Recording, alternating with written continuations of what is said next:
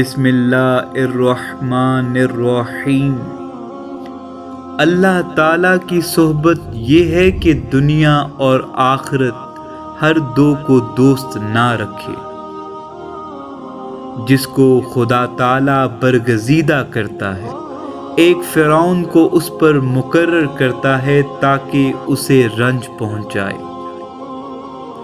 اللہ تعالیٰ کے پہچاننے کی یہی نشانی ہے کہ خلق سے بھاگے، اور ادنا بات جو عارف کو ضروری ہے وہ یہ ہے کہ ملک و مال سے پرہیز کرے۔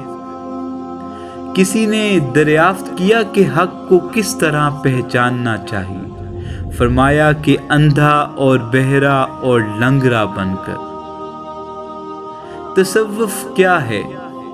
آسائش کے دروازے کو اپنے پر بند کرنا اور دوسروں کی آسائش کے در پہ ہو کر خود محنت اٹھاتے رہنا۔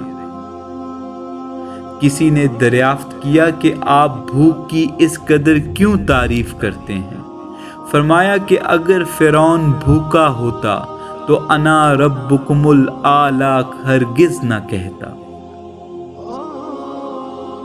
خدا تعالیٰ کو ایک ماننے اور اس کے ساتھ کسی کو شریک نہ جاننے کے سوا باقی امور میں اختلاف علماء لوگوں کے لیے رحمت اور باعث آرام ہے۔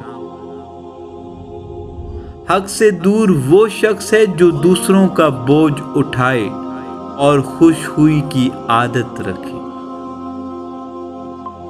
3 خصلتیں دوستی حق کی علامتیں ہیں: اول دریا کی مانند، دوم سورج کی طرح شفقت، سوم زمین کی سی تواضع۔